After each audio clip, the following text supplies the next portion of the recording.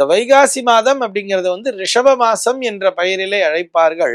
ரிஷப மாசம்னு சொன்னா அந்த ரிஷப ராசியிலே சூரியன் சஞ்சரிக்கக்கூடிய மாதம் என்று அதற்கு பெயர். நமக்கு வைகாசி அப்படின்னு சொன்ன உடனேயே இந்த வைகாசி விசாகம் அப்படிங்கிறது தான் ஞாபகத்துக்கு வரும், தெரியுமா? மற்ற மாதங்களிலே நிறைய விசேஷங்கள் என்பது இருந்தாலும் இந்த வைகாசி மாதத்தினை பொறுத்தவரை இந்த வைகாசி விசாகம் என்பதுதான் பிரதானமான இடத்தினை பிடிக்கிறது.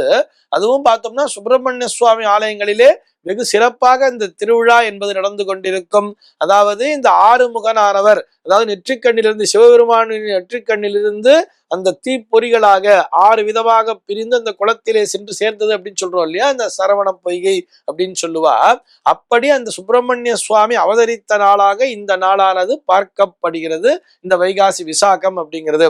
அதனால்தான் சுவாமிக்கு விசாகன் என்ற பெயரே உண்டு. இந்த வைகாசிங்கிற மாதத்தையே பார்த்தோம்னா அந்த விசாக நட்சத்திரத்தை முன்னிட்டுத்தான், அதாவது அந்த விசாக நட்சத்திரத்தை ஒட்டி பௌர்ணமி என்பது வருகின்ற நேரமாகதால் இந்த மாதத்திற்கு வைசாக்கம் என்று, அதாவது விசாகத்திலிருந்து வந்ததுதான் வைசாக்கம் என்பது, அந்த வைசாக்கம் என்பது திரிந்துதான் வைகாசி என்ற பெயரிலே அழைக்கப்படுகிறது அப்படிங்கிறதையும் நம்ம புரிஞ்சுக்கணும். ஆக அந்த விசாக நட்சத்திரத்தை முன்வைத்துத்தான், அதை முன்னிறுத்துத்தான் இந்த மாதத்திற்கே வைகாசி மாதம் என்கின்ற பெயர். இதே போலதான் ஒவ்வொரு தமிழ் மாசத்துக்கும் அந்த பெயருக்கும் சம்பந்தம் என்பது உண்டு. அது அந்தந்த மாதங்களினுடைய அந்த பிறப்பு நாள் என்று நாம் அதை பற்றி விரிவாக பார்க்கலாம்.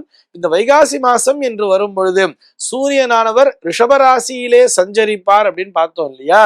இந்த ரிஷபம் அப்படிங்கிறத நம்ம எடுத்துட்டோம்னா சூரியனினுடைய ஜென்ம ராசி அப்படின்னு சொல்லி பார்த்தோம்னா, ஜென்ம ராசி என்று சொல்வதை விட சூரியன் எந்த ராசியிலே ஆட்சி பலம் பெற்றிருப்பார் சொல்லி பார்த்தோம்னா சிம்ம ராசியிலேதான் அவர் ஆட்சி பலத்தினை பெற்றிருப்பார். சூரியனானவர் அவருடைய ராசியாகவே சிம்மம் என்பது பார்க்கப்படுகிறது. அந்த சிம்மத்திலிருந்து, அதாவது சூரியன் ஆட்சி பலம் பெற்ற அந்த சிம்மத்திலிருந்து எண்ணி வரும் பொழுது சரியாக 10வது ராசியாக 10வது பாவமாக இந்த ரிஷபம் என்பது பார்க்கப்படுகிறது. 10ஆம் இடத்தினை ஜீவனஸ்தானம் என்று சொல்வார்கள், அதாவது தொழில் ஸ்தானம் என்று அழைப்பார்கள்.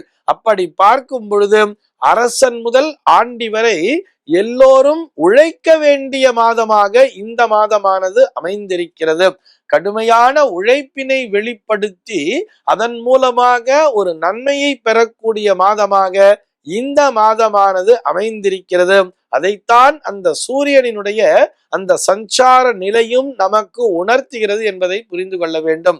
ஆக கடுமையான உழைப்பின் மூலமாக ஒரு சாமானியனும் சாதிக்க முடியும் என்பதை நிரூபிக்கின்ற மாதம்தான் இந்த வைகாசி மாசம் என்பது.